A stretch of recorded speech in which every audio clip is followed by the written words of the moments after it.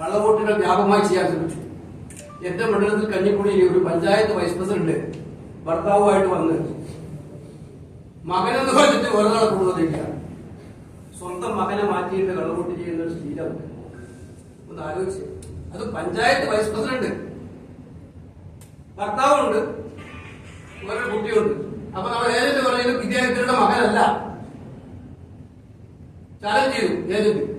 ആ ഏജന്റിനെ ഭീഷണിപ്പെടുത്തി ഭീകരമായിട്ട്. പക്ഷെ അവസാനം അവൻ ഓടി രക്ഷപ്പെട്ടു.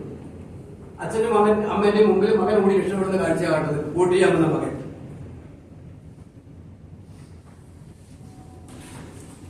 ഇപ്പൊ വ്യാപകമായ കള്ളവോട്ട് ശ്രമങ്ങൾ, അത് തടയാൻ ശ്രമിച്ച മുൻകാലങ്ങളിലായിട്ട് ആക്രമണങ്ങൾ, പല സ്ഥലത്തും നമ്മുടെ പ്രവർത്തകർ ആക്രമണത്തിൽപ്പെട്ട് പരിക്കേറ്റ് കിടക്കുകയാണ്. ഏറ്റവും ഗൗരവമായ കാര്യം കരുനാഗപ്പള്ളിയിൽ ഉണ്ടായിരുന്നു. നിങ്ങൾക്കറിയാം, നിങ്ങൾക്ക് എല്ലാവർക്കും അറിയാവുന്നതാണ്. CR മഹേഷിന് അദ്ദേഹത്തിന് പ്രകൃതി അറിയാവുന്നതാണ്.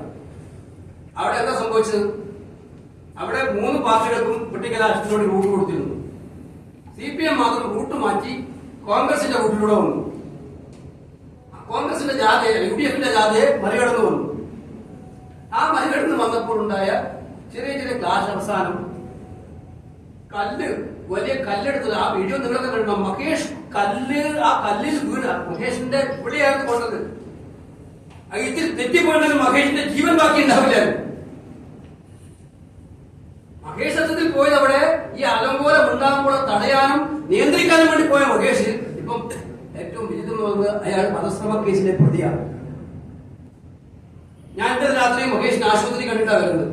അദ്ദേഹം താലൂക്ക് ആശുപത്രി തന്നെയായിരുന്നു. വേറെ ഒരു പ്രൈവറ്റ് ആശുപത്രിയിൽ പോയിട്ടില്ല. കരുനാഗപ്പള്ളി താലൂക്ക് ആശുപത്രിയിലാണ് MLA കിടക്കുന്നത്. എന്നാൽ പ്രൈവറ്റ് ആശുപത്രിയിൽ ചികിത്സയ്ക്ക് പോയ സുസൻ കോടി എന്ന് പറയുന്ന CPMന്റെ നേതാവ്, അവർ കൊടുത്തിരിക്കുന്ന FIR അനുസരിച്ചിട്ട് മഹേഷിന്റെ പേരിൽ വധശ്രമ കേസ്. ഇന്നലെ ഞാൻ നോക്കിയപ്പോ ആ സ്ത്രീ, ബഹുമാനപ്പെട്ട സ്ത്രീ, വളരെ സജീവമായിട്ട് എല്ലാ പോളിംഗ് ബൂത്തുകളും മുന്നിൽ കറങ്ങി നടക്കാണ്. തെരഞ്ഞെടുപ്പ് കാലത്ത് ഞാൻ മനസ്സിലാക്കിയിട്ടുള്ളത് പോലീസ് നിഷ്പക്ഷമായും നീതിപൂർവമായും നടപ്പിലാക്കണമെന്നാണ് പോലീസിന്റെ. നമ്മൾ കൂടിയെ കുറ്റപ്പെടുത്തുന്നതാണല്ലോ.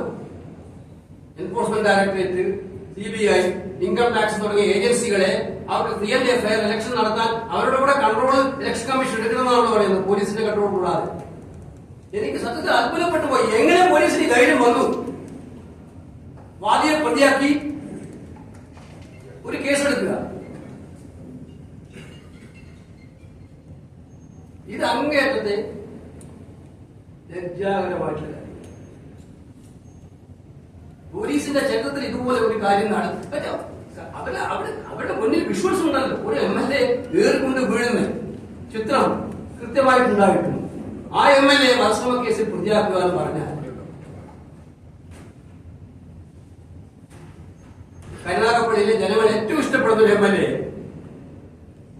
വധശ്രമ കേസിൽ പ്രതിയാക്കുക എന്ന് പറഞ്ഞാൽ, അപ്പൊ ഞാൻ നേരത്തെ പറഞ്ഞതുപോലെ എല്ലാ മിഷനറിയും മൂടി അവിടെ ചെയ്യുന്നതുപോലെ ഇവിടെ ചെയ്ത് വിധി തങ്ങൾക്ക് അനുകൂലമാക്കാൻ ശ്രമമാണ് നടത്തിയത്. പക്ഷേ കേരള ജനങ്ങൾ അതിനെയൊക്കെ അവഗണിക്കുന്ന വൻ ഭൂരിപക്ഷത്തോടുകൂടി UDF വിജയിക്കുന്നു.